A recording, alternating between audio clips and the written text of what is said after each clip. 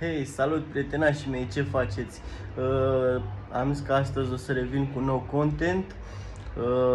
Da, ce pot să spun? Astăzi am fost prin Istanbul, doamne, prin Antalya. Sunt cu gândul la Istanbul, că la noapte o să plec spre Istanbul. Am fost astăzi prin orășel pe aici să fac niște mici cumpărături și am găsit câteva obiecte foarte interesante.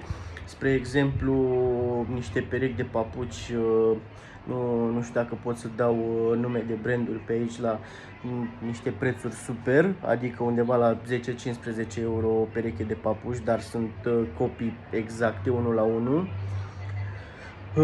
Iar la fel diverse accesorii și o pereche de căști pentru telefon, care sunt la noi în România sunt undeva la 1200 de lei, și aici am dat undeva la 30 de euro, cam pe acolo, dar niște copii exacte, adică deci pe o scară de la 1 la 1 vorbind.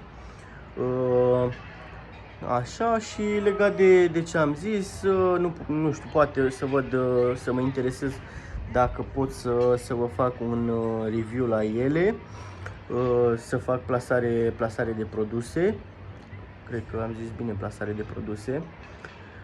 Dacă nu, pot să vă las poate niște poze atașate, nu știu sigur. Așa, iar legat de chestia asta, da, la noapte o să plec în Istanbul. Mă întâlnesc cu un vechi prieten de-al meu pe care l-am cunoscut în tren când plecam la Budapesta. El a fost un refugiat din Ucraina, era la studii acolo și i-am oferit ajutorul în tren, cu bani, cu mâncare, pentru că nu avea cum să ajungă aici în Turcia.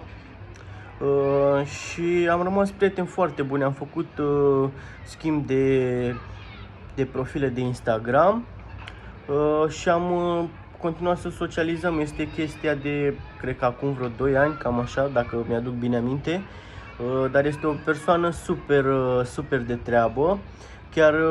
Chiar acum, nu știu, 20 de minute am terminat de vorbit cu el și mi-a spus că mă așteaptă în Istanbul să mai stăm la povești, să ne revedem. Și pe lângă chestia asta, adică este Istanbul, este Marele Bazar, este Moscheea Albastră, adică deci acolo ai ce să vezi mai mult decât în Antalya. Și m-am odihnit și puțin mai mult astăzi, că am nevoie ca să pot să conduc atât de mult. Este vorba de vreo 700 de kilometri, cam pe acolo, și trebuie să fiu destul de odihnit. Voi ce mai faceți? Cum a fost ziua voastră? Da, n-am apucat să mă tund, cel mai probabil o să mă tund când mă întorc în România, dar de asta am și barba asta și părul ăsta în cap. N-am apucat să mă tund aici, sincer să vă spun, nici n-am văzut saloane de înfrumusețare, ca să spun așa, sau barbershop-uri. Da, nici nu știu ce aș putea să vă mai spun. Astăzi ziua a trecut foarte repede.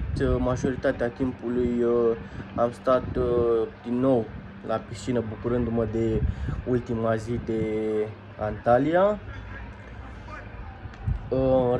Restul după amiezii am plecat la cumpărături, cum v-am spus, și m-am întors pe la un 5 după amiaza.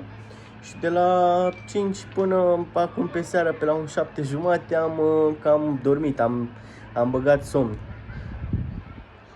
Nici, să vă spun așa, nici de mâncat nu prea am avut timp să mănânc. Încerc să mai reduc din alimentație, sau cel puțin să o fac un pic mai ușoară.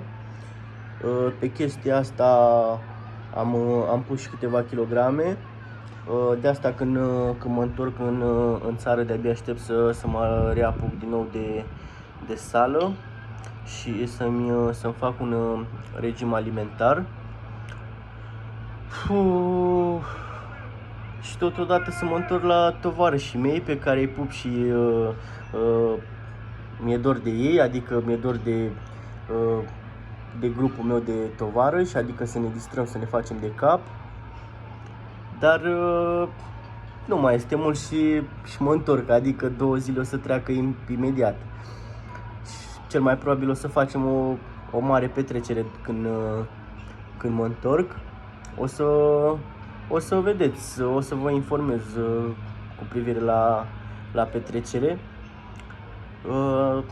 Ce pot să zic, cam asta a fost tot.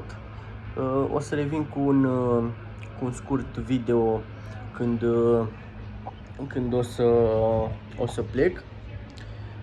Deci cam asta a fost priveliștea mea pe tot sejurul ăsta aici, o priveliște superbă. Și chiar mi-a plăcut hotelul, o să-i las o recenzie super.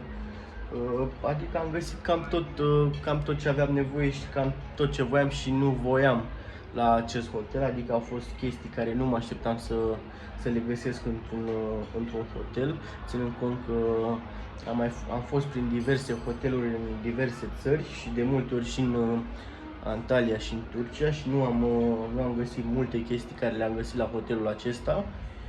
Și cam atât. Vă pup! Și vă aștept cu un like, cu un subscribe și cu un share la canalul meu.